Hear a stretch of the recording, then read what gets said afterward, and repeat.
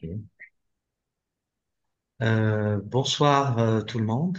Une nouvelle rencontre, des rencontres de la revue Al-Mukhatabat ce soir. J'ai l'honneur, le plaisir. D'abord, je vous souhaite une bonne année à tous les auditeurs, les participants, tous mes vœux pour la nouvelle année. Une nouvelle rencontre avec cette fois deux expertes, je peux dire, deux spécialistes de la philosophie, je peux dire de la philosophie, mais de Derrida et de la déconstruction.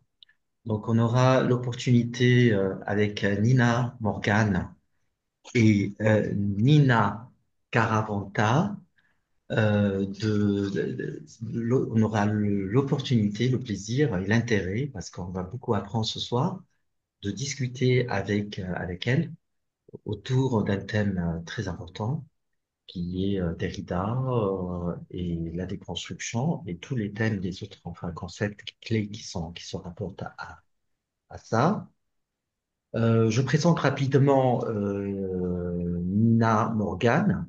Elle est professeure, elle a plusieurs activités. Je crois elle est très active, surtout dans les associations au Maroc, aux États-Unis, etc. Elle a beaucoup de choses, d'activités qu'elle exerce. Et notamment, elle est professeure de littérature, on peut dire, de littérature à l'université. Je ne sais pas si je prononce bien correctement, Minnesota State University, ou Minnesota State University, et, euh, et bien sûr Mina Karavanta, qui appartient à l'Université nationale d'Athènes, et qui sont deux expertes spécialistes de Derrida et, comme je viens de le dire, de ce qui se rapporte à la déconstruction de façon générale. On aura le plaisir donc de discuter autour de ça. Le titre de la conférence de ce soir, qui va être co-présentée par Mina et Mina, s'intitule Deconstruction. Ce sera en anglais, mais on aura aussi la possibilité de parler en français, pourquoi pas en arabe, pour ceux qui ne maîtrisent pas l'anglais ou le français. Et je prendrai un peu la charge de traduire. Le titre de la conférence, qui sera co-présentée ce soir, s'intitule Deconstruction as a Spectrum Thinking and Deconstruction in general or at large. C'est. First, avant de donner la parole à Nina et à Nina, je voudrais vraiment attirer l'attention des auditeurs à leur livre qui a été coécrit et que je crois va servir de base pour leur intervention, leur conférence ce soir. Il a été publié, je crois, chez Cambridge Scholars. Donc, c'est une édition très importante, académique très importante, et qui porte le titre Edward Said and Jack Derrida, Reconstellating Humanism and the Global Hybrid. Ce sera vraiment l'occasion ce soir de connaître ce livre, pourquoi pas de le lire et d'apprendre beaucoup de choses sur le travail de Mina Karavanta et de Mina Morgan. Et bien sûr, ce soir, on aura le plaisir de les écouter, nous parler d'un sujet qui est très important.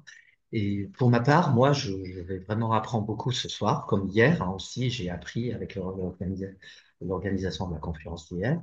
Donc, c'est toujours des domaines et des objets, on peut dire, de réflexion, de savoir, qui sont toujours utiles pour la philosophie, puisque c'est mon domaine, la philosophie.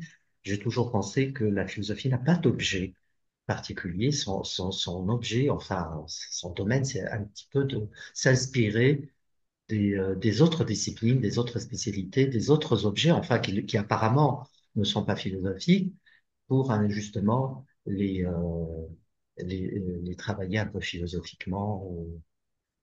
Voilà, j'ai tout dit, donc je vous laisse la parole. I will give you 45 minutes, Nina Mokan and Nina, and then we have the chance, the opportunity to discuss with you some points of your talk. Thank you. Thank you.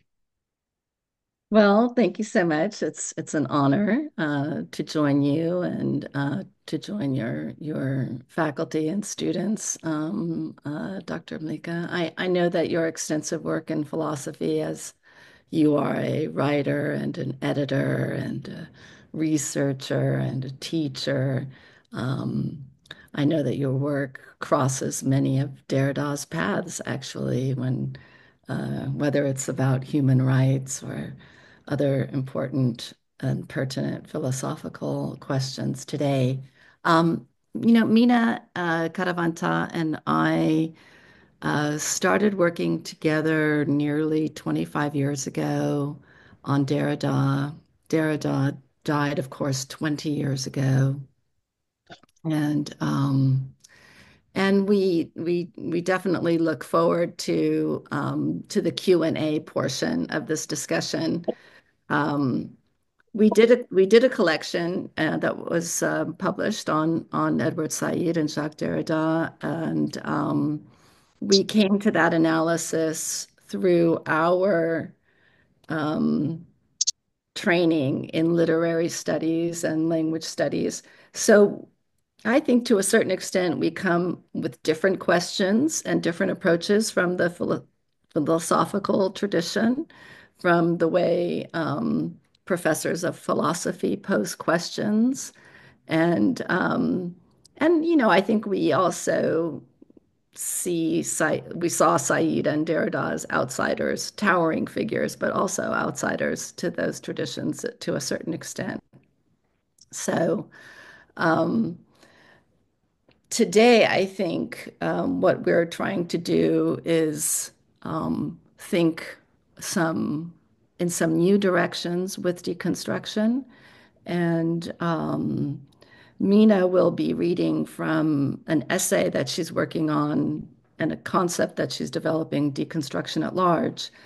And I think you can access this essay maybe in the critical theory journal called Synthesis, which is open access online. And what I will be doing in my 15 minutes is introducing um, a, an idea that I'm newly developing. I have not published on this idea yet. So I would like to introduce my interpretation of deconstruction as spectrum thinking.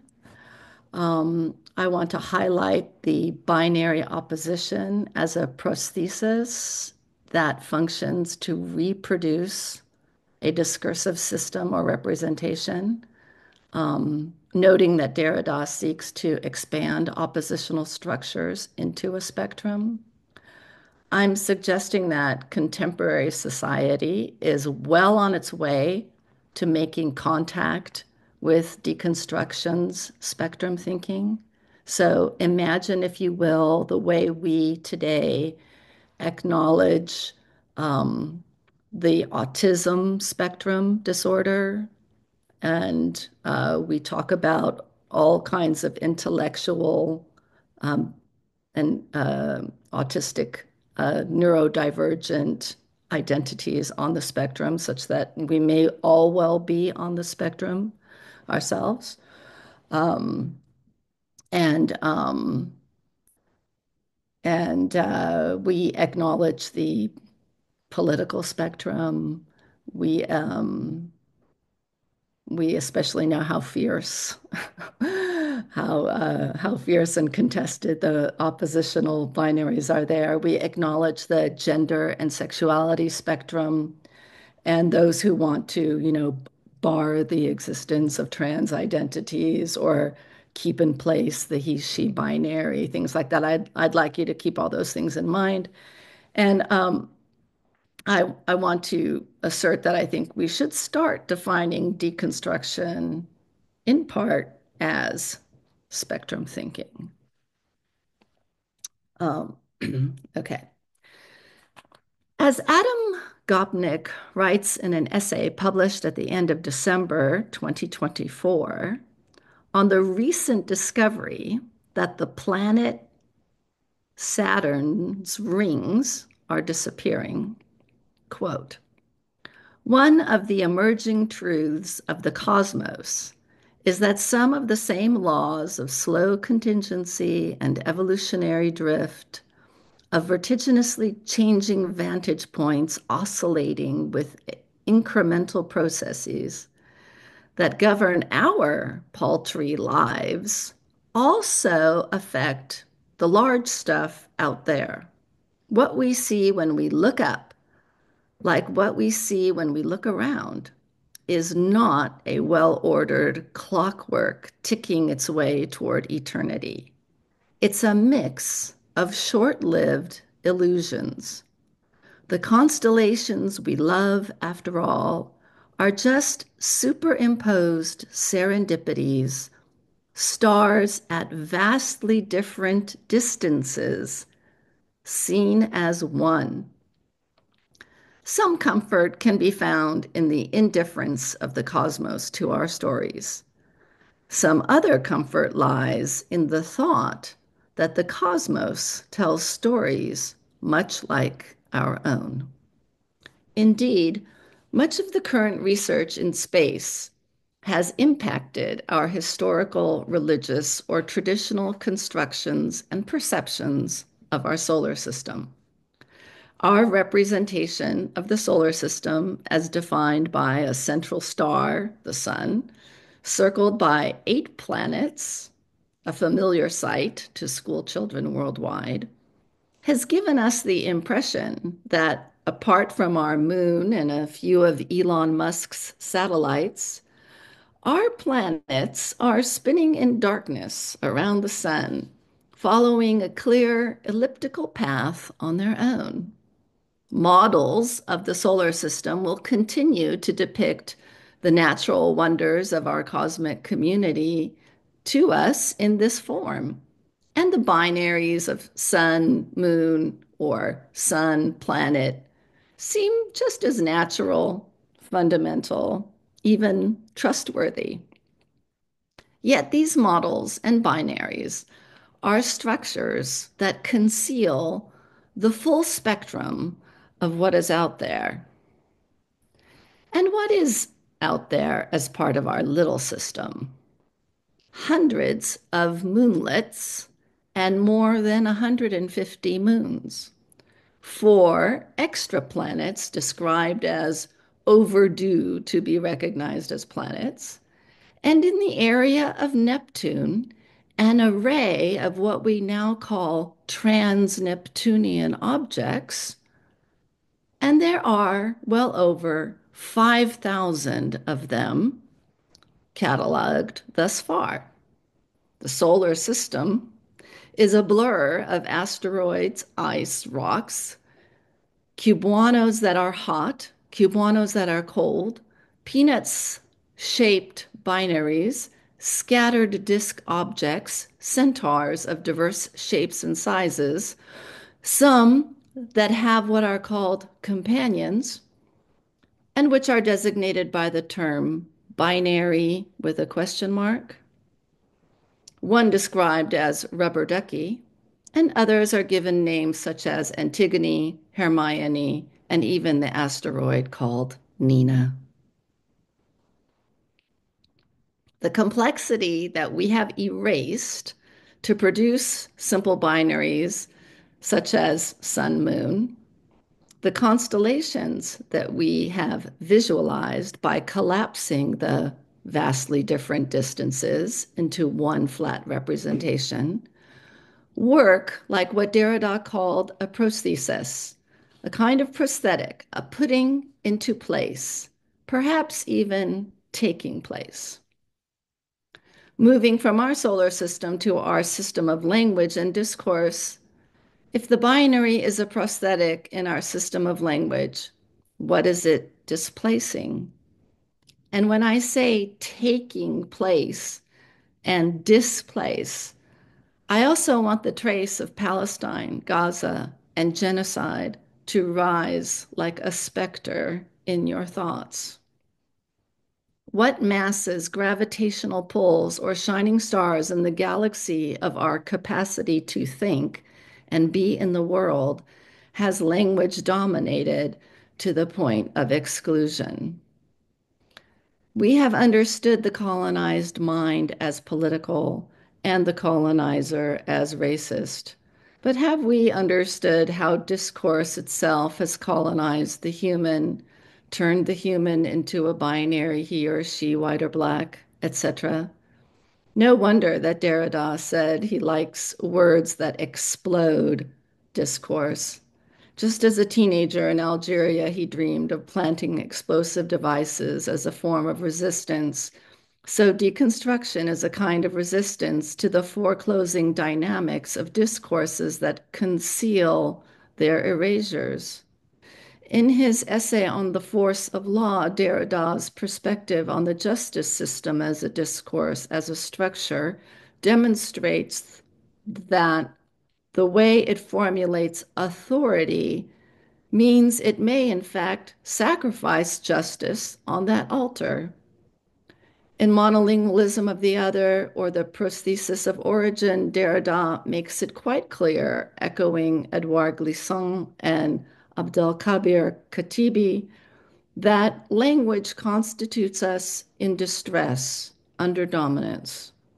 Yet in Of Grammatology, in discussing the arts, colors, the chromatic, that is, non-discursivity, he mentions the word lagam, which is translated in English as range. He observes that lagam as is also the name of the Greek letter used as a notation in the literal music system. And we could perhaps also translate or understand gam as spectrum, per perhaps range without hierarchical tendencies or values. Looking to the other of language, or outside our solar system perhaps, deconstructively, we may observe the sign of the spectrum, hauntologically vibrating, oscillating back to us, another way of thinking. In discussing deconstruction, Derrida has said, quote, deconstruction is not anti-philosophy or a critique of philosophy. Deconstruction is not disassembling, it is not reconstruction, as he said in an interview at Oxford with Alan Montefiore in 1992. His desire to, quote, move beyond binary, oppositional, or dialectical logic meant that he observed in deconstruction a different force. Whereas discourses, quote, dominate, judge, decide between the positive and the negative, the good and the bad, the true and the false, even inside of language, one might find the generation of words, undecidables, like pharmacon, or new ones, I might add, like the non binary pronoun them, that, as Derrida said, would be subject to society's, quote, temptation to exclude from language and from the city, so as to, quote, reconstitute the impossible homogeneity of a discourse, a text, a political body, and I might add, a human body, a solar system, and so on. According to Derrida, he was, quote, interested in words paradoxically to the point that they are non-discursive, for that's how they can be used to explode discourse, he said. He goes on, I treat them as bodies that contain their own perversity. Let's say the regulated disorder of words, end quote. He was interested in deconstruction as a deconstruction of dogmatics, one that aims at the deciding agency, whatever gives our options at the time, guilty, not guilty, in a system of oppositions.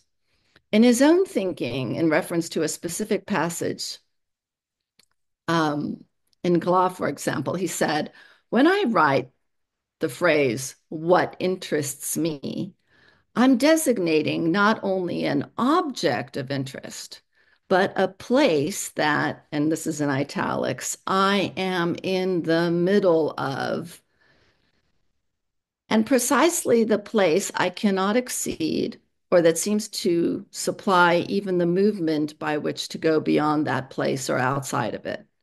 It is a matter there, for example, he says, of the Palestinian struggle, insofar as it cannot be reduced to a local conflict, but deploys a war over taking place. And that's in italics. In a place that still gives place today to so much of our discourse, our history, our politics, that we cannot be assured of having any distance on it. End quote. What's happening in contemporary society is a manifestation, an appearance, like a specter, of Derrida's deconstruction, accelerating, pushing apart binary oppositions in a flash, in a nanosecond. As you already know, gender and sexuality is no longer definable by the pronouns he and she or them, even. The binary heterosexual homosexual is a hierarchy that has exploded into the spectrum called LGBTQ, gay, lesbian, gay, bisexual, trans, queer, which also includes individuals whose gender is simply non-binary. And this spectrum has exploded and expanded into a universe of 72 gender designations, according to Medicine Net, which observes that, quote, gender is no more regarded as a binary concept where one can either be male or female. It has emerged as a continuum or spectrum where one can identify themselves as any of the gender identities, end quote. Likewise, in identifying trans-Neptunian objects and their motion, scientists are careful to assert that classifications are, quote, uncertain, quote, not authoritative, quote, ambiguous, and that different types of objects can be designated using different criteria. Quantum computations have demonstrated that our idea of time and the logical assumptions we have made about objective reality are as slow and outdated as binary ones and zeros computing. Quantum entanglement has now suggested that perception may play a role in shaping our reality. Perhaps we should have known that already. When in the 1960s, Jacques Derrida, whose sibling once wondered if he was an alien, started writing about time and space, delay and deferral, difference and trace, binary oppositions, and so on, other thinkers in his orbit were quick to pick up on his approach, as Elaine Sissou put into question the binary sun-moon, deconstructing and denaturalizing the masculine superiority of the sun to the feminine moon. Of course, this old binary has been exploded. One a star, the other a mere satellite. They are not opposites, not a pair, nothing beyond a convention that eclipses the entire spectrum of what exists before our eyes when we look up. Thank you.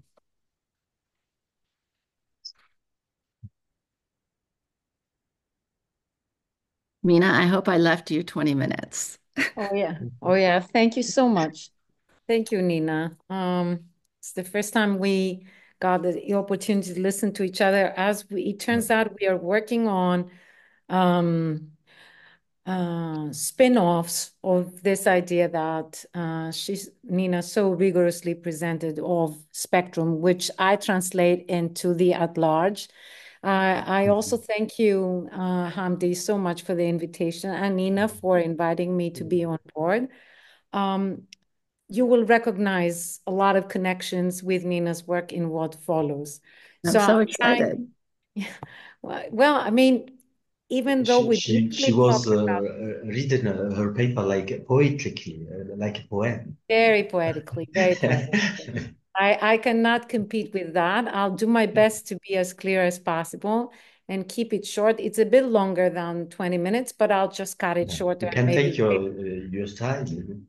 very You brief, can, oh, maybe. 10 minutes. Mina's work is, I haven't read it, but I know it's going to be mind-blowing. She's so No, no, no. brilliant. It's not mind I, blowing. It's a very simple I, way of trying to explain what Nina has so D'accord. poetically elaborated on, which is the at large of deconstruction, or trying to figure a way to use. I know it's a very vulgar word, but put deconstruction to the task of being a strategy that attends to the at large. So here it is.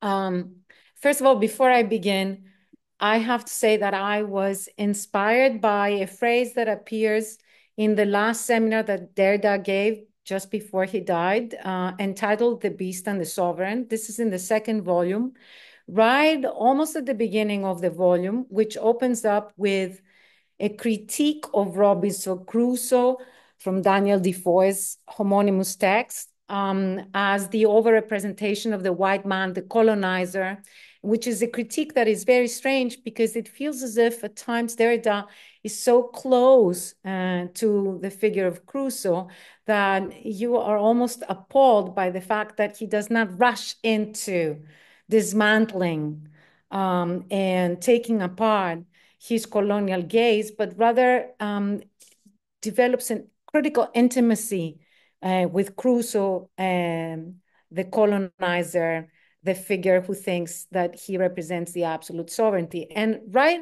there in the opening pages of, in the opening session of the seminar, he refers to this phrase that Crusoe's, let's say, and Defoe's text in that sense, reveals one of Crusoe's important blindness, Crusoe's most important blindness, which is his forgetting of the community or otherwise of the world. For anybody who knows Derrida, the word community is a red flag. It's a word that he was very hesitant, very suspicious of, precisely because of the concepts, attachments to blood, to filiation, to kinship, and of course, also to a great degree to the colonial inheritance. So to have him open that last part of the seminar with that phrase, the community or otherwise of the world that Crusoe's mind disavows by relating to the earth in this kind of monomaniac way, was very intriguing to me. And I tried to follow it through the seminar and then try to trace it through a couple of his other texts. So the at large is then translation, really. Deconstruction at large is my effort to explain, understand, and most importantly, to rigorously relate to what colonialism not often, to what colonialism eventually disavows and forgets, which is the community or otherwise of the world, and to explain and understand the otherwise, which also makes that phrase very interesting to me. So what I call deconstruction at large is one of the possible ways of inheriting Derrida's work in the long present, in our effort to fight against the development of new racisms that try to preempt the radical potentialities of living with others, other beings, other species, even lifeless entities such as stones, planets, and rivers that often lie outside the order of what politics allows to be visible and thus worthy of political and social recognizability. The at large invokes for me two things. First of all, the event of the world as a becoming world that looms beyond the foreclosing horizon of a globality, what Derrida has critiqued as the product of globalization and neoliberal politics in several of his works. Second, the decolonial conception of the human as a being that is constituted by the non-hierarchical and rhizomatic relations among different singularities and entities that constitute being. Both manifestations of the at large set deconstruction to the task of a blind strategy, which aims at the fabrication of new critical idioms and concepts that do not only dismantle, what Barnor Hesse calls, quote, the ontocolonial formulations of race, unquote, but also transgress the aesthetic, philosophical, and political discourses of race thinking to fabricate conceptual and aesthetic frameworks that afford space to the new forms of belonging that are emerging because of the various planetary crises that form part of what it means, quote, this is Derrida's phrase, to live together well in the present, unquote.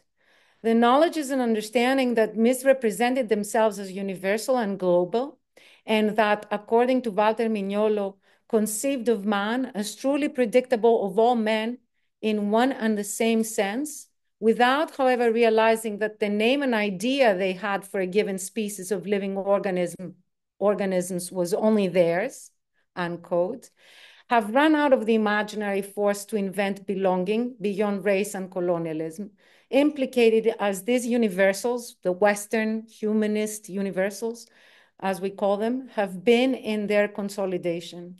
As Etienne Balibar has argued, there is an urgent need for new universals that can posit the human as, quote, the being for whom the different ways or possibility of being human are a problem and not a definitive answer. In view, and we need these universals, Balibar argues, in view of a humanity at large that is no longer the single agent making and authoring history at this age of climate crisis and changes that foreground complex planetary entanglements of species, elements, and materialities. And this is, of course, in line with historians like Dipesh Chakrabarty, who has greatly argued about the need for reconfiguring history from this planetary perspective, which ties very beautifully with, I think, very aptly with what Nina has been arguing. The philosophical discourses of deconstruction and decolonial thought, to my mind, offer a different path to positing the human as being within the present in both local but also planetary terms, as both something historically and culturally specific, but also as the shared task and quest of human beings in their individual and collective efforts. So I flesh out this at large from two texts. There are a number of other texts, but two texts are very important for me. The one is an essay a lecture that actually Derrida gave in the 80s, and which has been published under the title of Geopsychoanalysis and the Rest of the World.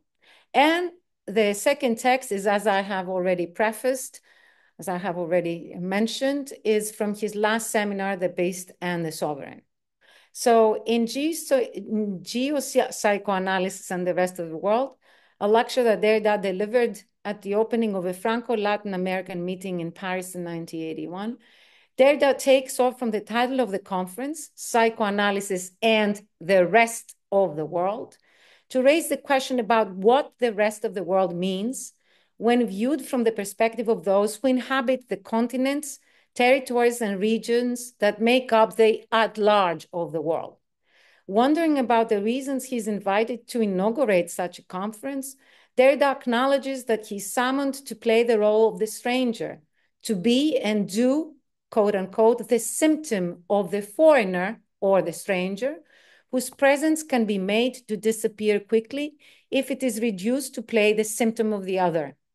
Assuming his role as a stranger, as someone who was born in Africa and is, in his words, neither American, north or south, nor European, northern or southern, he's willing to be and do the symptom of the other in order to reveal the complicity of the discipline of psychoanalysis with a neocolonial mapping of the world, especially a neocolonial mapping of Latin America, as well as of other countries that belong to this rest of the world, where in the 80s, as you remember, dictatorial regimes implemented the technology of torture that violated human rights in the period of the late 70s and early 80s. Greece was among those countries that was under the coup from 1967 to 1974.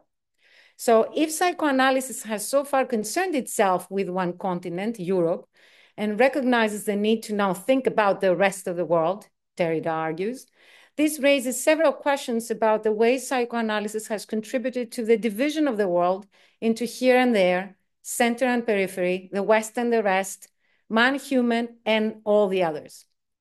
The invention of the rest of the world is coextensive with the racial invention of the other, who, like Friday in Cruz's text, or like Derrida in the conference, is staged as a symptom rather than as a presence, the symptom of the foreigner, the symptom of the stranger, the symptom of the other, briefly invited to the stage of discourses and disciplines, only to be integrated as a supplement in the narrative of the masterful and sovereign subject. Such blindness to the rhetoric of abstraction, denouncing the violation of human rights in this general and abstract way, reveals the complicity of the field with the colonial division of the world and with what decolonial thinkers like Frantz Fanon, Albert Memmi, and more recently, Nelson Maldonado Torres have identified as, quote unquote, the coloniality of being. Differentiating colonialism from coloniality, Nelson Maldonado Torres explains how coloniality, quote, refers to long-standing patterns of power that emerged as a result of colonialism, but that define culture, labor, intersubjective relations, and knowledge production well beyond the limits of colonial administrations, unquote. The persistence of coloniality is manifested in the race relations cycle, which predicates the obliteration of those who do not share in the spatial origins of the transparent I. Race as an ontocolonial condition, in Barnor-Hessen terms, continues to define and determine relations between human individuals and collectivities and is used to explain cultural differences as something other than what they are. That is, as the effects of human constructions primarily embedded in linguistic and ritualistic practices that consolidate them through repetition. And that's a thinker that I like to use here. One of the decolonial thinkers that I work with very closely is Sylvia Wynter, and she makes this wonderful argument in her unpublished essay, The Human as Praxis. Race also subtends the ontological, political, and aesthetic structures that invent the other, which fabricate the other for the first time. As Derrida explains, invention refers, quote, to an event without precedent, which discovers for the first time and unveils what was already found there, or produces what, as techne, was not already found there, but is still not created, in the strong sense of the word, and is only put together starting with a stock of existing and available elements in a given configuration, unquote. Derrida's major objection is that the International Psychoanalytic Society's condemnation of the violation of human rights is the most abstract and general way that does not specifically address the way psychoanalysis as an institution may have been complicit with the larger phenomenon of colonial politics. More importantly, the report does not condemn the violation of human rights in a manner that involves psychoanalysis as a method against the institutionalization of torture, in a manner that is psychoanalytic, in other words, but rather in a non-specific way that puts psychoanalysis in the same frame as any other state or international institution or organization. Psychoanalysis, in Derrida's argument, thus becomes complicit with the forgetting and disavowal of the technology of torture and of its own contributions to the development of this technology by regimes and states of the non-democratic, but also democratic order to regulate the psychic order. In Derrida's words, this is to read psychoanalysis à la carte. Now, to my mind, the danger of a psychoanalysis à la carte resonates with the dangers of a deconstruction à la carte, a deconstruction that does not attend to the reduction of the world to its colonial mapping and divisions, and does not pursue the question of being across different relations, that disrupt the vicious cycle of racial subjection as the foundation of violence against the being of species and of the earth. This fear that deconstruction can also fall prey to the rhetoric of a blithe and blinding abstraction most likely haunts Derrida's opening statement in the Trace Conference on Race and Deconstruction that took place at the University of California in Irvine in 2003, that deconstruction has always been about race, and more specifically, that deconstruction has been through and through, quote unquote, a deconstruction of racism.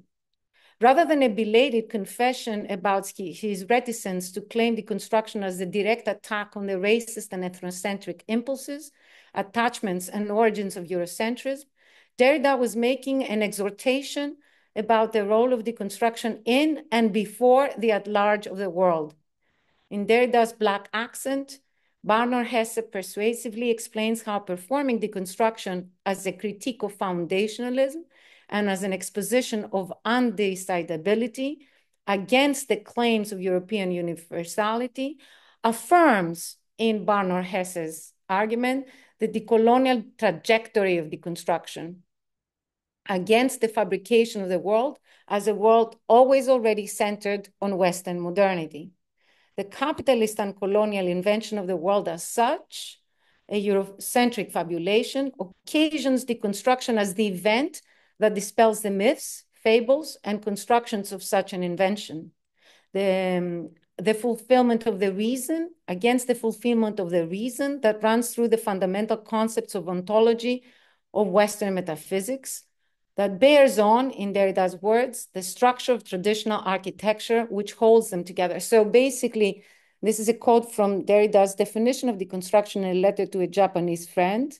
And in that letter, he, I think, gives one of the best definitions of deconstruction as both an event, the unconcealment of what all these binary positions that Nina was earlier referring to, the unconcealment of what lies beyond, behind, and under them, an unconcealment that is propelled by the very existence of the multiplicity of beings and of the world.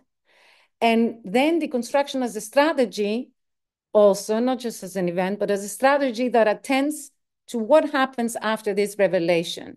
And therefore, deconstruction for me is a strategy not just simply of dismantling, so that what is hidden behind this binary oppositions or logocentric thinking comes to the fore.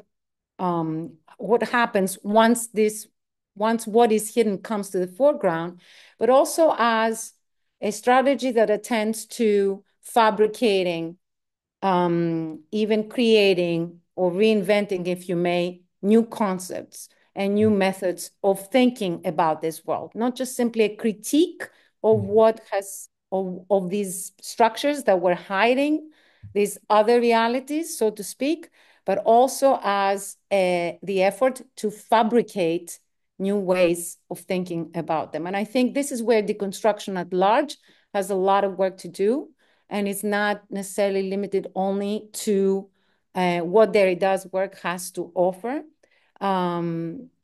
which is a lot, of course, but still was, for the most part, very close to dismantling and taking apart this fabrication that was overrepresented as the only way by which we could, at least in the West, think about the world and human beings and other species. But the important task at hand in the present is really to think about or even create new ways through which we can think about these connections and reciprocities that have not been, so far thought through. Now, I'll pause here because, I have another 5 or 6 pages and I don't want to tire you, but I just want to say that the second scene that I take is the scene from the second volume of The Beast and the Sovereign, which opens with these words, "I'm alone with you in the world," words that Derrida, then develops through his reading of Crusoe to show what it means when this phrase, "I'm alone with you in the world," forgets the world and the you, by trying to subjugate the you, this other, who's already there, and the world, to a sense of I and a sense of sovereign existence that disavows and disregards its dependency and also coexistence with others. And it's not just Friday, but also the animals and materialities, even other elements on the island. And then I end with a close reading of this phrase, "community or otherwise of the world," which for me translates the at large by trying to connect the world and the at large, to this concept community, which has always been, so far at least in our lives, been identified with the nation, with the idea of homogeneous um, communities, the idea of communities centered on the dominant elements of by which we identify and structure our forms of belonging. And I think that in view of the world as it is changing by different types of crises, migration crisis, climate crisis, that reform our understanding of the world as a planetary entanglement, I think phrases like this, the community or otherwise of the world, can propel us to think about our proximity with others, not as the source of fear and terror, but as the event of possibility. Thank you. Thank you. Thank you very much.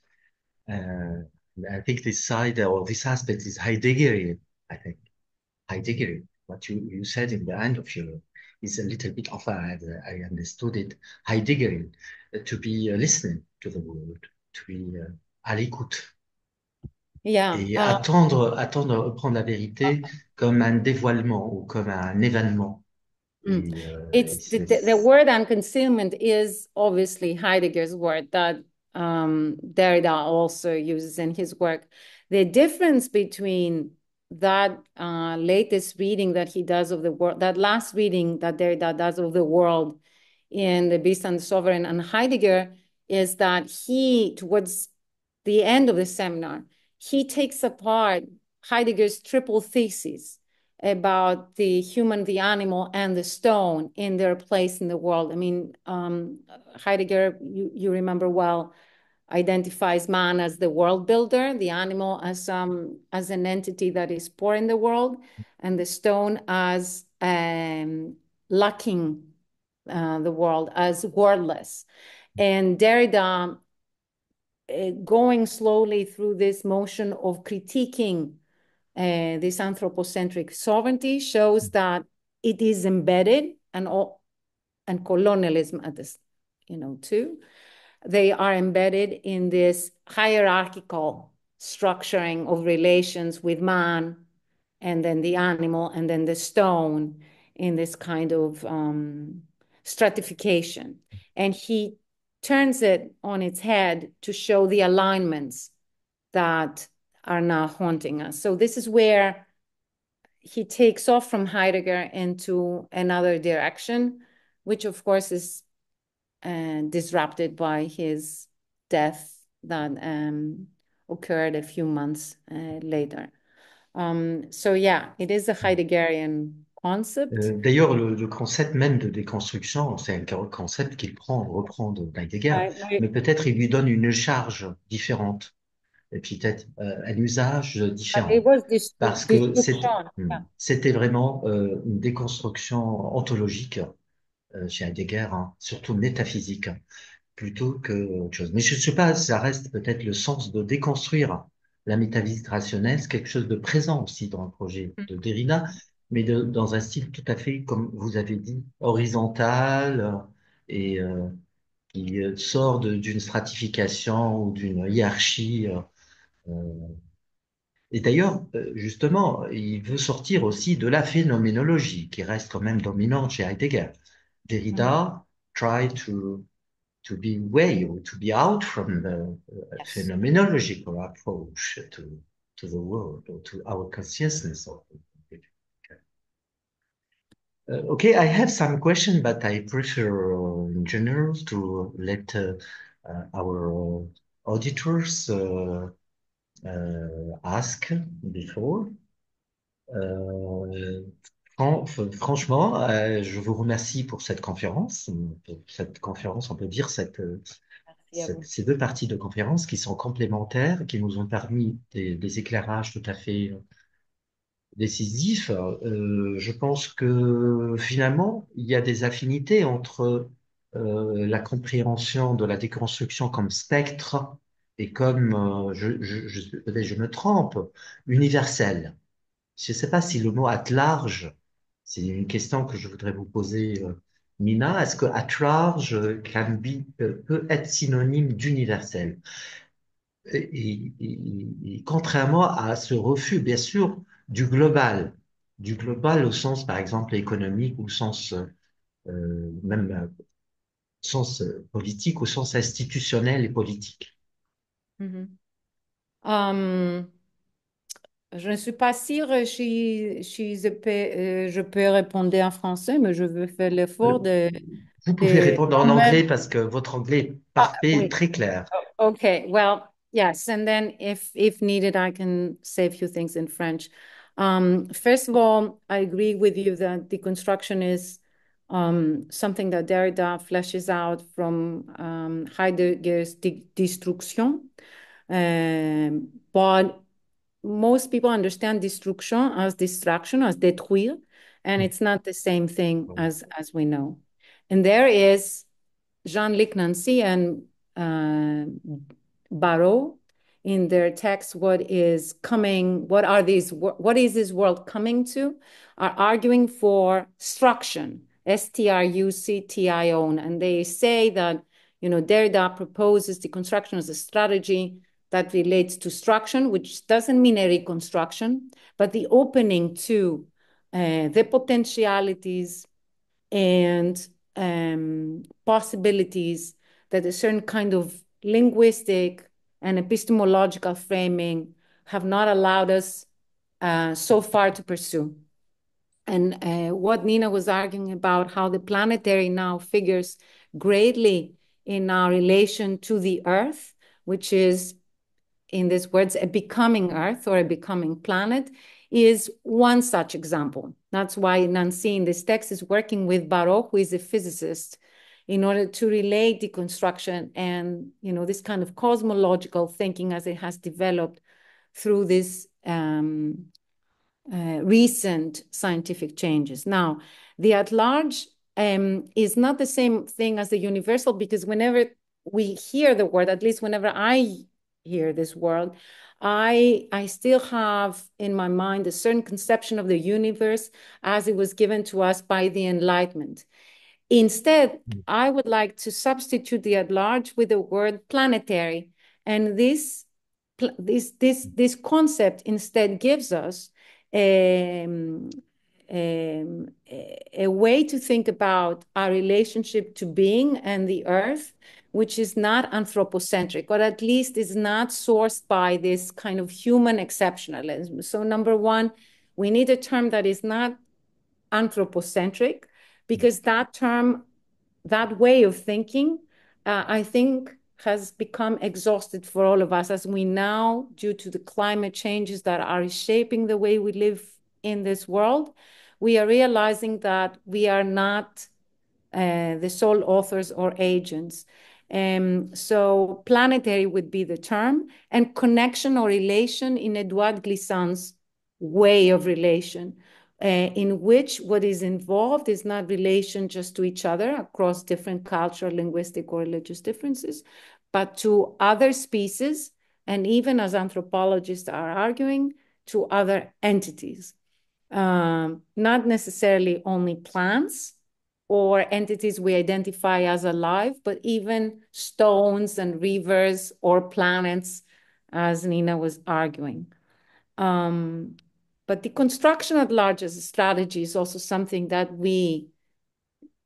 collectively, we should try to fabricate. I don't think that this is my task alone or Nina's, as we're inheriting this work and we are trying not to monumentalize it by keeping it connected to the thinkers that Derrida questioned and critiqued, as Heidegger and Kant and, the Enlightenment thinkers and Eurocentric thought in general, but to connect it with other thinkers, decolonial thinkers, post-human anthropologists, physicists. I think this is where deconstruction can go, a trajectory opening. And I think that that's what his thought invites as a possibility, to my mind at least. I don't know how Nina would Thank you very much. have the Yeah, question. I agree that, as we're developing new words and trying to use language explosively to expand, to open up to like Big Bang Theory a la language, to create a new uh, new galaxies of thinking when we explode these words. I think it's important to consider, yes, that the word universal is drifting out of use, and the concepts of globality as and planetariness, as Mina has pointed out, are coming closer to our reality. At the same time, deconstruction is very much um, asking us to be more cognizant of the multiplicity of contexts that are always forming. And many years ago, Mina and I developed this term concurrency to try to account for those multiplicities that are concurrently present and sometimes competing against each other, and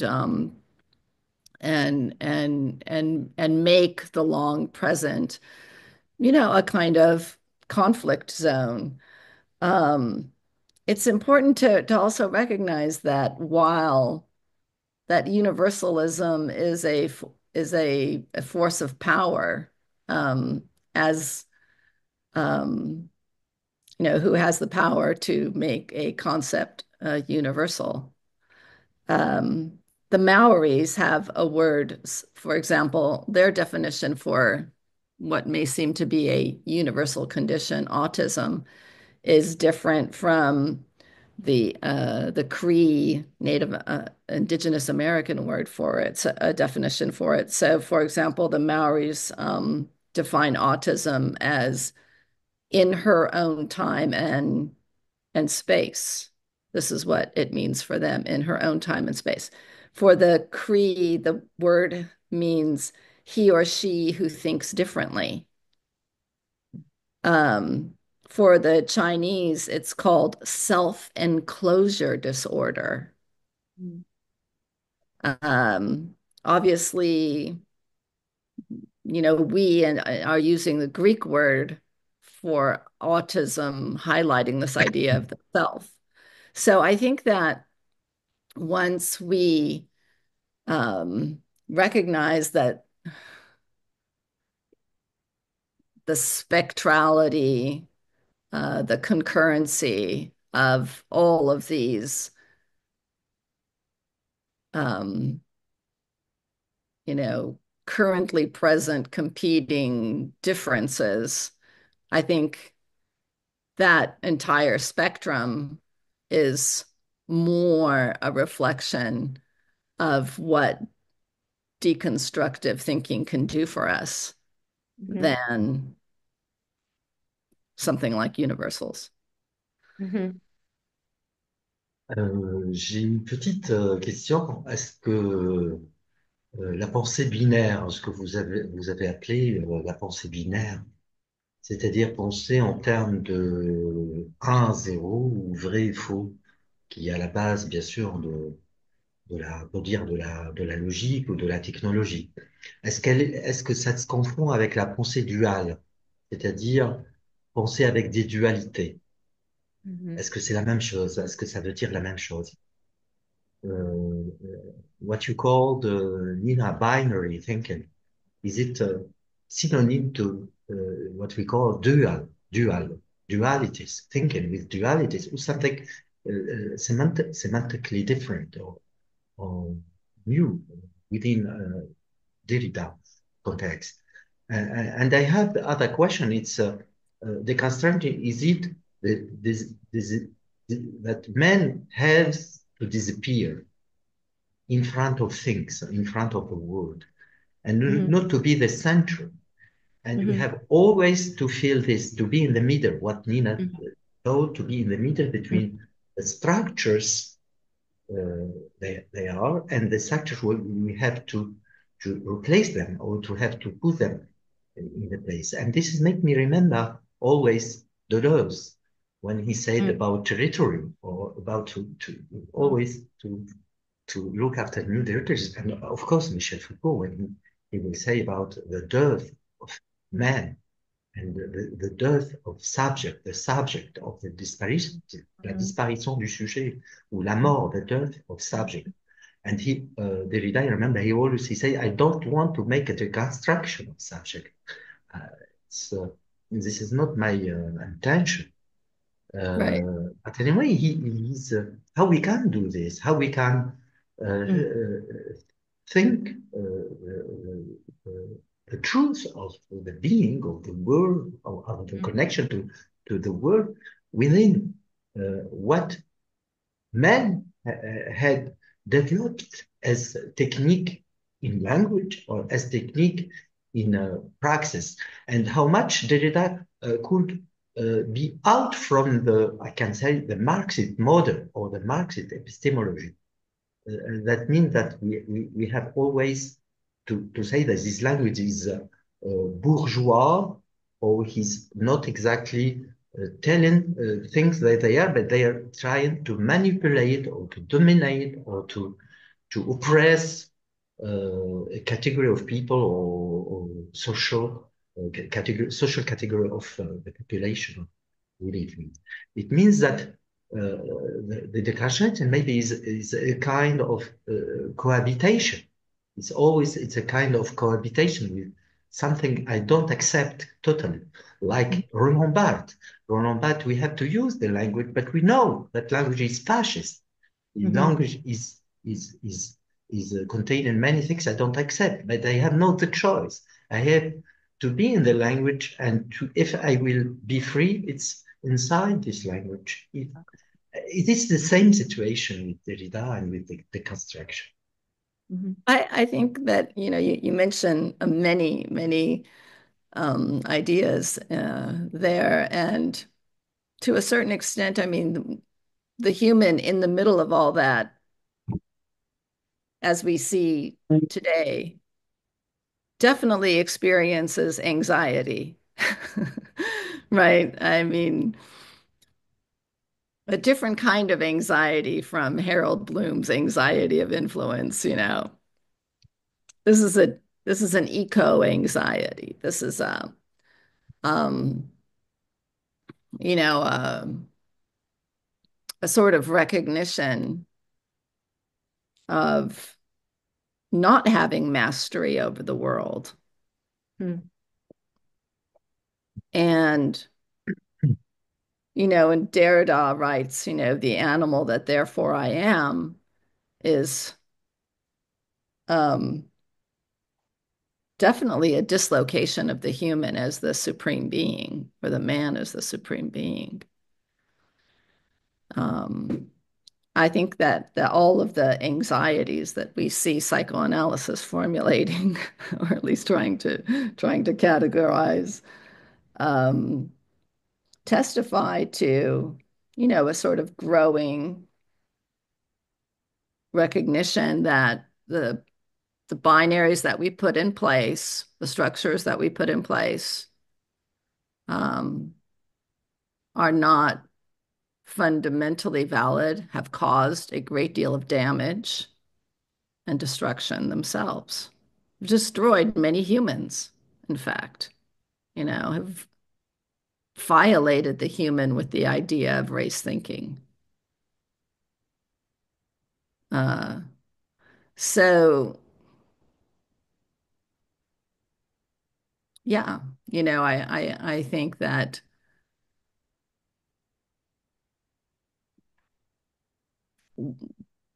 welcoming new languages, new ways of, or recognizing um, the event of deconstruction in its multiplicity would be at least something we could do. Sure. May may I Valeria, add, yes, may yes, I of add course. something? Yes, yes, Two of two course. thoughts on Yes, please. what you and Nina have said. One thought is that what we call anthropocentrism, Mm. or at least how I have related to this concept relates to a specific understanding of the human that is drawn from, I don't want to say Western thinking or European thinking. Let's say that it's drawn on settler colonial politics. Because there are still to this very day indigenous cultures across the world, fortunately so, whose belonging and attachment, whose relation to their soil, the earth, and even to each other is not determined by what in Western terms we identify as anthropocentrism, which is a word, anthropos. It's a very multiple word, but in the current dominant discourses, more or less relates to a very Western conception of the human and of the human's habitat and relation to the earth. So one thing we need to bear in mind that is that we are critiquing this, we're critiquing anthropocentrism from the viewpoint of the cultures we live in, which at least, on the continent, and I'm sure to a great degree in Tunis and other places in Africa, they are very they are very reproductive of this and of this idea of the human as man. And even in the case when we're not talking about white bourgeois Christian man, the replication of the human as man is haunting us. So I think this is what is being here critiqued, and what is being challenged by Derrida, even as he's coming towards the end of his life, which when he's giving the seminar, he doesn't yet know. This is, I think, what he is striving for as he is staging a great myth about the white man, going back to Defoe's text and Robinson Crusoe. I mean, as a literary figure and a philosophical figure, and even as a political figure, Crusoe is a very, very dominant figuration of the anthropos as the white man, or at least of the white man as the overrepresented anthropos. But what about the other variants, the other inflections, the other myths and fables and fabrications that other human cultures, indigenous cultures that remain unaccountable to settler colonialism have generated? So that's a major question. That's one comment that I want to share with you. Number two, the second thing that I want to say is this idea of being. That's another thing that is, of course, challenged by Foucault and Barthes, let alone by the great Deleuze. I think Deleuze, is a major, Deleuze and Guattari, but Deleuze primarily is a major philosopher who has given us an understanding of difference at the same time that Derrida was striving with his word difference. And I think putting the two together is an important task. But for now, I want to turn to Derrida and what in his deconstruction of Heidegger's triple thesis he's aiming for, which is to strike at another dominant structure we have about the being, and especially about human being. Following Heidegger again, what he's trying to challenge is that there is an ontologically prior idea of being, which Heidegger calls the Sein as we called it, to the ontic, mundane materiality of being, Sein, which is Dasein. And Heidegger had the structures, Sein, Dasein, Mitsein. I'm not being fair to Heidegger because it's not very easy to explain these terms without being simplistic, but against his best efforts, there is a structuring that allows Heidegger to present Sein as ontologically prior to Dasein, despite the fact that he always talks about the Ausein und der Setzung between the two. And in between, he talks about Mitsein, which is being with, except that in Heidegger's terminology, and for the most part in Western philosophy, Mitsein is also ontologically predetermined.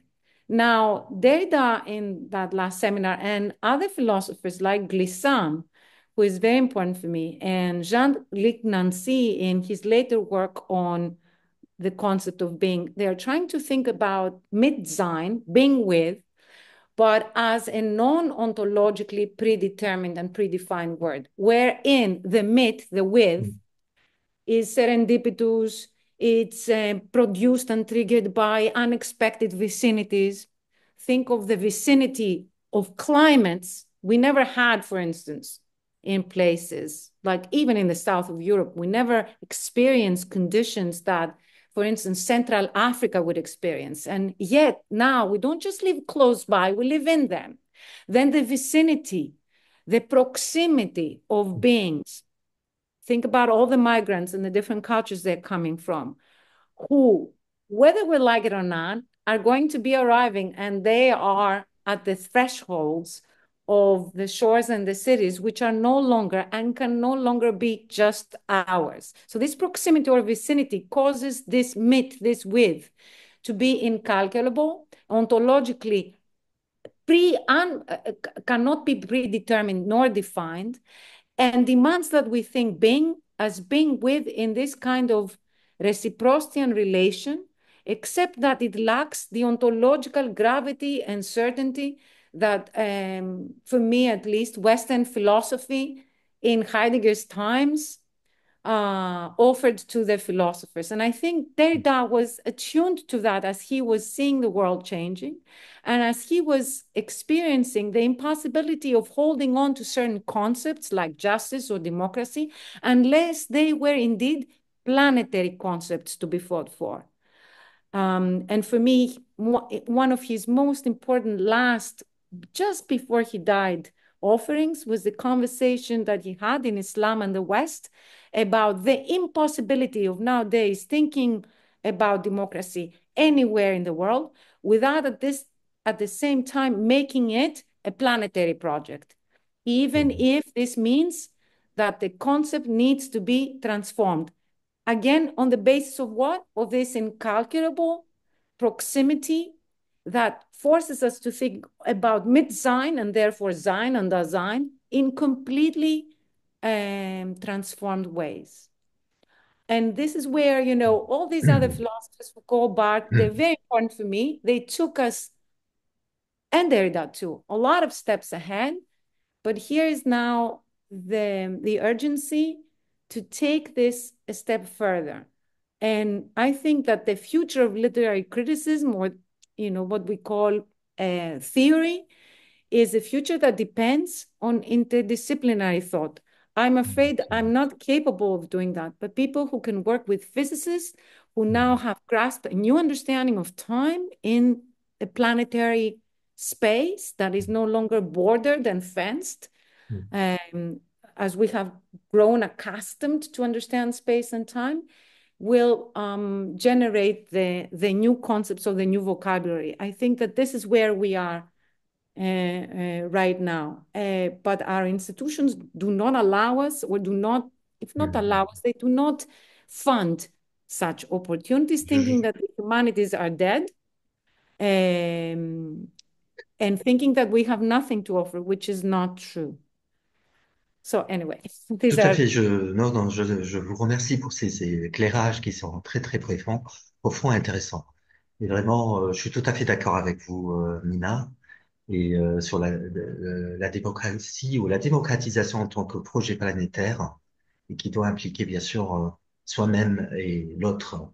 Et c'est pas une démocratie pour moi, c'est aussi une démocratie qui doit être aussi dans la complexité, l'altérité.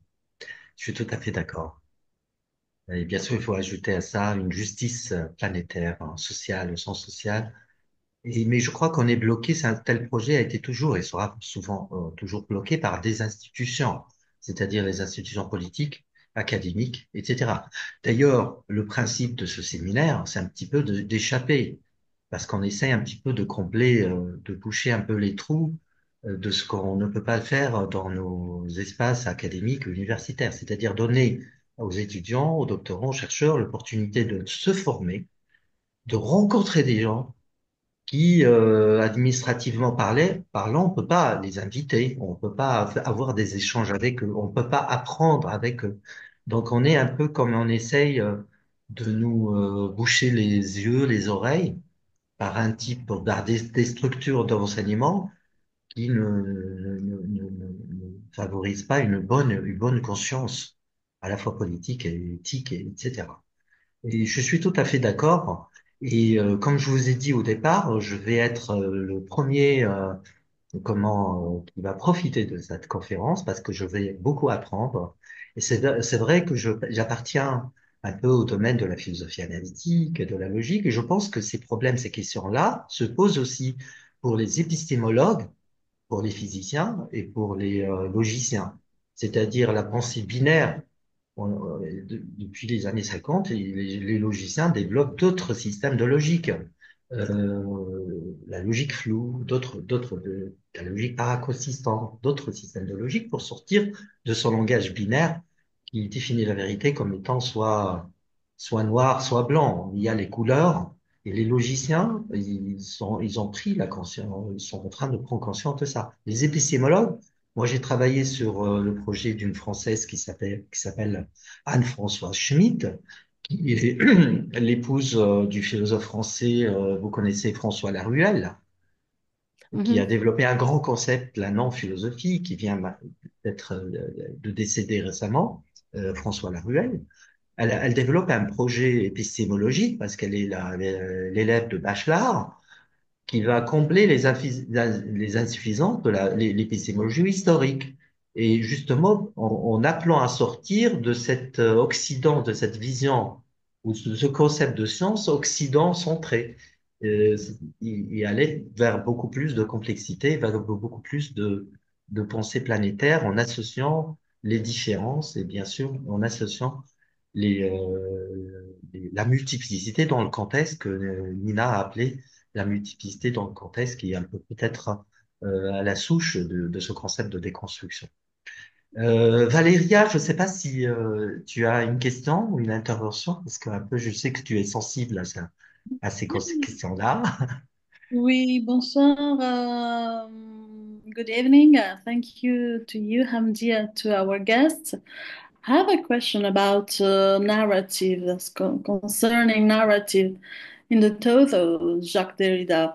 What do you think of the large use, the widespread use of the word narration recently? Is it a recuperation of the majority discourse, le discours majoritaire? Mhm. Uh, I'm very curious about what you think about it. Thank you very much. Mhm. I was just looking recently at Paul Ricoeur's Time and Narration, Valeria. And, the project of trying to define the literary genres of epic and drama and lyric as opposed to the role of the novel in and the idea of the ability of that kind of text to create a fictive narration um, that presents a genre form of the novel as something that constantly reconceptualizes its identity. And I think that the the use of the word narrative in our different disciplines is and in our different technologies is returning. I mean, think of Rocure probably wrote that in like the 80s or something, I'm guessing, mid 80s. So, and I see it in terms of, okay, there's the postmodern Jean-François Lyotard's, postmodern condition and the multiplicity of narratives exploding in different directions. Um, but there's also the return of the interest in narrativizing in our fantasy game and gaming and video gaming, which is very big, and on social media in reels, everything has to be a little story, a little meme that leads to something else that refers to something else. So I agree with you that narrative is a term we are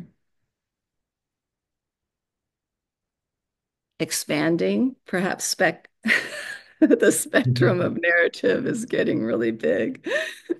It's definitely moved out away from that conversation, and out of the space of literary studies and of determining what is or isn't literary. That's an interesting observation, Valeria. I want to know what you think about it. Thank you very much. I was very interested by your answer too, and I was thinking also about the use of the mainstream press of the term, or this term of the term narration. There is Yeah. very uh, uh, I think that we have to be scared about it because it's a sort of asserting something, to criticize something, to state something behind an appearance of objectivity that is not was not meant really by Jacques Derrida. It just was just the contrary. In fact, so for that I thought of the word, I used the word récupération en français, of this term because I think it's quite interesting for to some extent, but at the same time, I think it's a sort of alarm that that mm, push us to think about how academic terms, how philosophic terms can be used and misused. You Thank you know, very much. that's a good, I want to just continue on with this. It's such an important thing to talk about what's happening in the press and journalism. And I am surprised that I find myself in the position of being grateful to social media for providing other narratives, that counter narratives that contrast against the dominant narratives of the powerful voices of, Fox News and CNN. And I recently had the pleasure of listening to Motaz Azaiza, the famous photographer, young 26-year-old photographer from Gaza who Mm, has 17 million followers on Instagram and who considers himself a photographer. Of course, Derrida wrote extensively on photography, mm, and um, the the credit and the credibility in relationship to the work in time that the photographer and the photograph provide us. So, I think it's also interesting in the way that what do we consider proof or evidence? Photography also uses this term of proofs, mm, and there is there is a style of thinking that Derrida does uniquely give us that manages to bring together all of these concepts of credit and economy and value, of credibility and of what we owe and how we owe something to someone like Motaz Zaiza for giving us a credible representation through the the writing of light of what's happening in our real life moment that narrative would not allow us to see otherwise. mm. I mean, it's quite fascinating. Thank you very much, Nina. Thank you very much.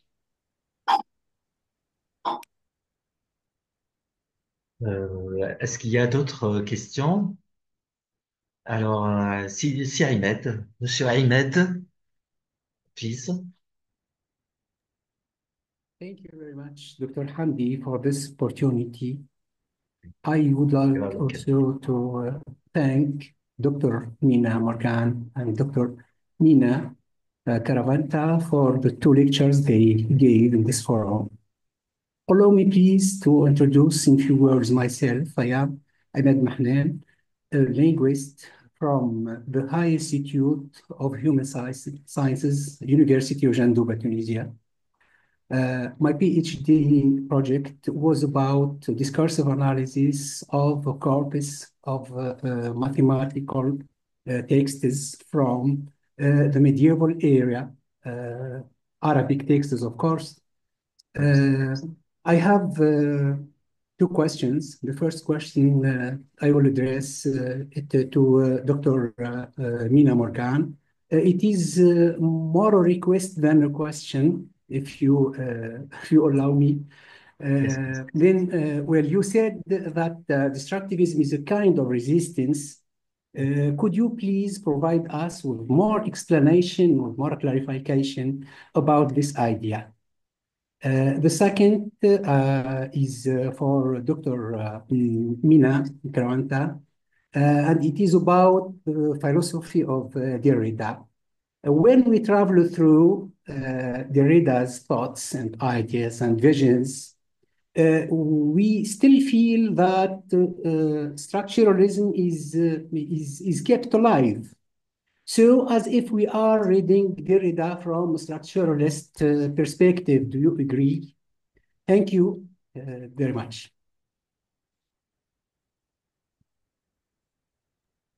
Okay, thank you for that challenging question. Well, how is deconstruction a kind of resistance?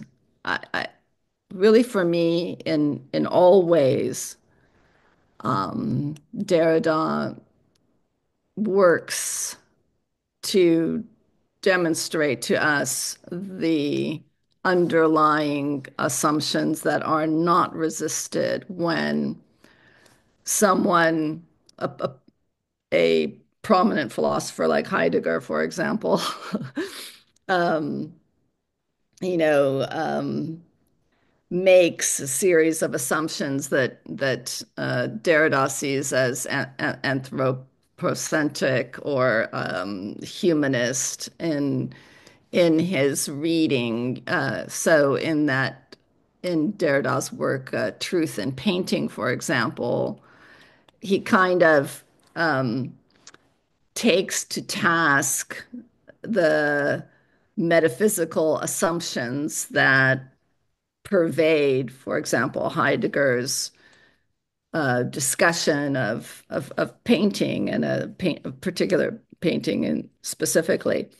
And and I think that while there should be while obviously there's a great deal of comfort in luxuriously analyzing with our intellectual apparatuses and our bookshelves and our the quality of our language and our access to the time it takes to do so. Um, you know, Derrida alleges that without deconstruction, we're merely repeating the systems and the stages of those systems without really contesting the reality that they present us with. So, I mean, if I think about all the different works of Derrida, Rogues, Spectres of Marx, The Gift of Death, um, you know, uh, volumes one and two of The Beast and the Sovereign, uh, countless interviews on psychoanalysis, archive fever, where he, goes to South Africa and says, just because you made this archive of apartheid doesn't mean that you have solved the problem of apartheid or even created something that is going to be the supplement that helps us remember it. In fact, it's going to help us forget it, because you created this archive of the truth and reconciliation narratives. And there they are on the shelf, and now we can go on. You haven't integrated this knowledge into transforming your understanding of what race is still doing. We're not in a post-racial moment. The post-racial moment has not arrived. So, yeah, I think that it's against this complicity of our even our intellectual good intentions that are constantly are constantly brought into whatever system is more powerful than we are, the university, the political system, the Zionist project, whatever it may be. It's a recognition, deconstruction is a recognition of the immense staying power of those things. What do you think, Mina? Thank you very much.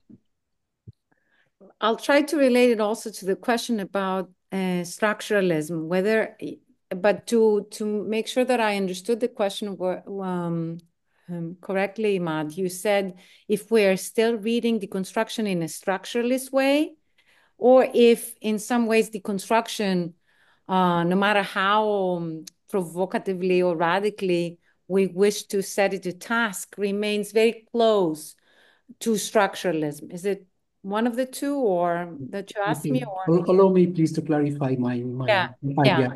When we read the Derrida, mm-hmm. we feel that our vision that we earned from structuralism readings Mm-hmm. is still alive, as Yes, if, okay. as if we are reading Derrida from a structuralist perspective. Perspective, yes. Yes, of course. I cannot disagree with you there. To a great degree, that's the case, because Derrida would never say that, or has never argued, at least to my mind, as far as on the basis of what I've read, because I will not pretend that I'm an expert on Derrida, and that would mean that I have read everything. We're still looking forward to the seminars that are coming out. And as you know, when you're up against such an oeuvre, one reading is never enough. But I think he makes that very clear in Structure, Sign, and Play, one of the early essays that are, however, not disavowed by the later work. In fact, I think it's one of those essays together with Difference that formulate Derrida's deconstruction. And it's very clear there that structure is not abolished by what deconstruction performs. In fact, what happens is a shift, or sometimes it may be a radical shift and a transformation, so that at the end of a deconstructive analysis, when all the binaries, as Nina was earlier arguing, are dismantled and set apart, and there are other moments of revelation or hidden aporias that come to the surface, a new understanding of structure is being materialized and manifested. So much so, however, at times, that the earlier centers that have been displaced by new understanding, and maybe by the emergence of new centers that give you a different vision of structure, stretch its limits, so that it's not that structure disappears. I know I'm being very abstract, and I hate it when I have to answer difficult and important questions like this. It's not that structure disappears, but the shifting that takes place destabilizes the whole understanding that we had of structure, which is what? As something that has a center, that has fixed limits and borders within which we can analyze. What his work challenges is indeed the limits, that the limits were not the ones we thought, that if they are there, they're also there because we have imagined them or presupposed them to be there and have not allowed ourselves to question them so that we see, where exactly these limits or borders are.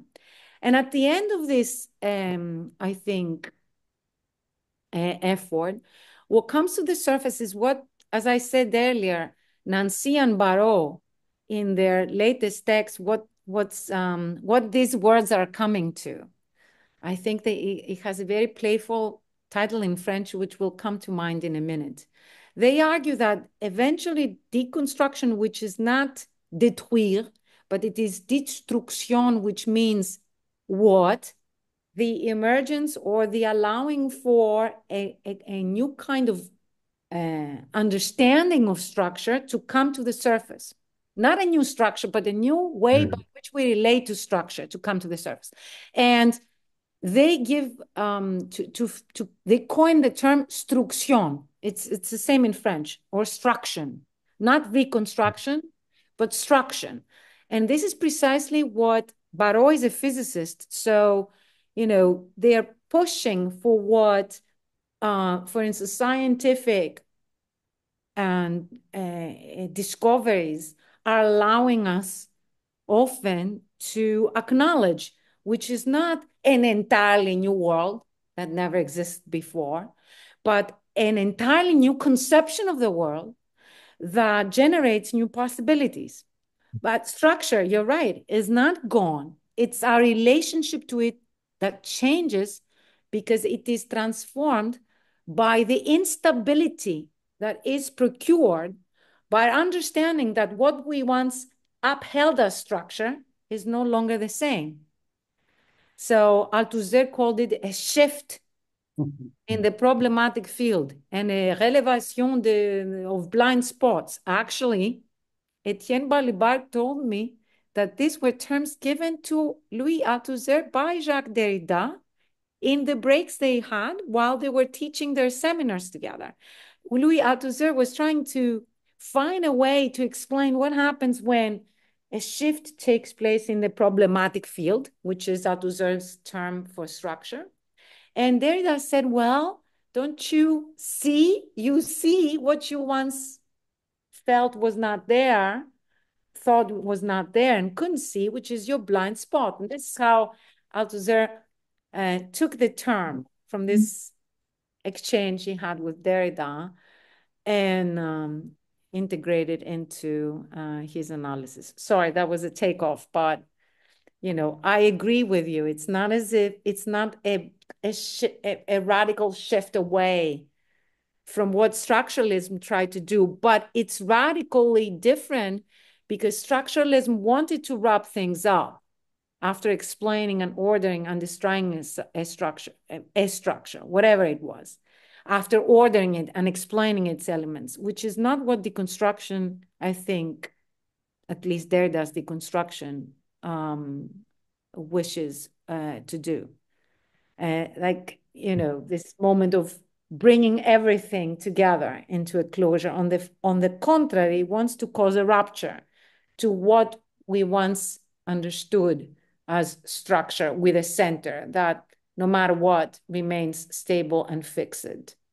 And that's also because Derrida's interested in the potentiality of indeterminacy.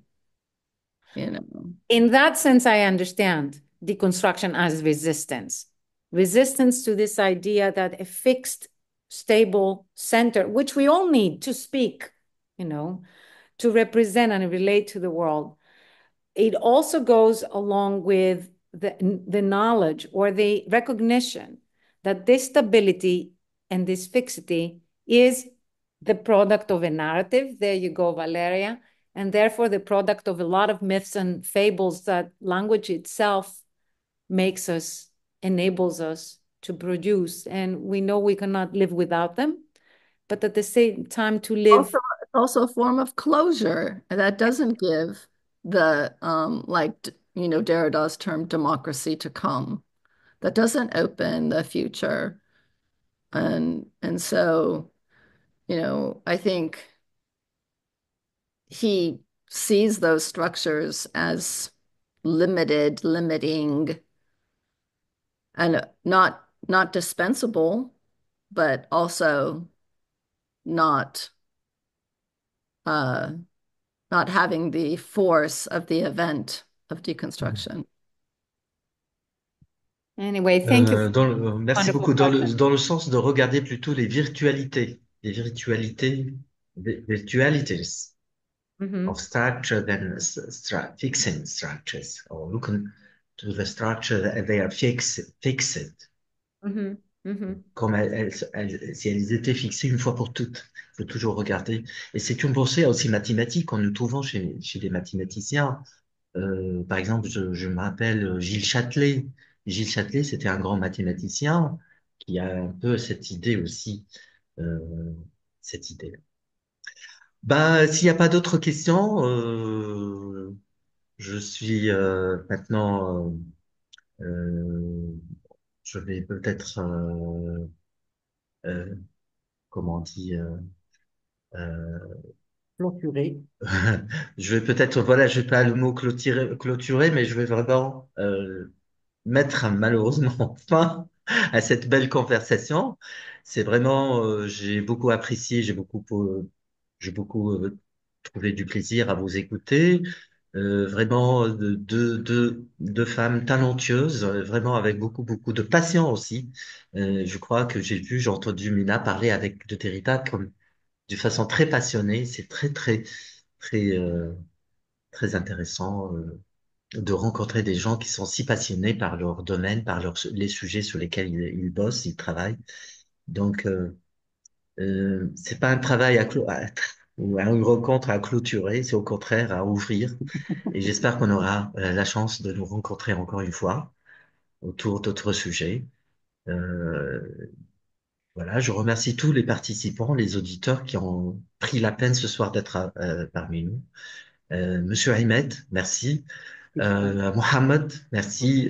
Monsieur, surtout, professeur Hassan Elbey, qui est un Marocain. Nina, he's from Morocco, he's from Kenitra. Yes, Kenitra. I love Hassan, Canada. I love Canada. Hassan, he's a professor of logic and analytic philosophy in Kenitra University. And Oh, he's very famous in Morocco. At Mohammed six, No, in Mohammed five, Kenitra. at Mohammed five No, at this is in Rabat, je crois. He's in Kenitra. It's yeah. another city in Morocco. No, I know. I've been to Morocco 100 times. Yeah, no, Ah, I. Ibn Tufayl, University of Ibn Tufayl. The Oh, University of Ibn Tufayl in Kenitra. Canada. Okay. I So like. it was a pleasure to have him with us this evening. Shukran, Izet. شكرا لكم جميعا. Merci beaucoup. Thank you very much. And I wish you once again a happy new year. And I hope to meet you again. In Again. person. Our next meeting will be the 8th of January with a Wow. Tunisian woman, a professor of literature. Her name is Hadia Abdelkafi, and she will speak about the epistemic dimension of literature, la dimension épistémique de la littérature. C'est une grande dame aussi qui va venir nous parler le 8 de ce rapport entre littérature et savoir. Très Literature bien. and science and knowledge. Mhm. Thank you and Thank you so much for your questions, and Good thank you so night. much for Thank your you very much. time. And good night, Valeria and Thank Imad. And you, Mina. Thank you, Mina. Thank you, Je vous Hamdi. remercie. Je vous remercie pour votre invitation et pour l'opportunité de discuter. c'était Euh, vraiment un plaisir de rencontrer des gens aussi passionnés. C'est vraiment, Merci. vous étiez vraiment très passionnés et vous défendez vos arguments d'une façon très rare. Je vous Merci. remercie Merci à tout le Merci monde. pour Et les questions qui étaient très, très bons, très, très intéressants. Merci. Merci à merci Merci pour pour vos tout. réponses aussi. So much. Thank you. And Happy New Alors, Year. on a la chance d'avoir enregistré cette rencontre et je vous enverrai, Inch'Allah, la vidéo Inch'Allah. dans Merci quelques beaucoup. heures. Happy Merci. New Year. very much. Kalenita, Thank you. Yeah. Kalenita, bonne nuit. Bonne nuit. Bonne nuit, Merci. good Merci. night. Au revoir tout le monde. Au revoir.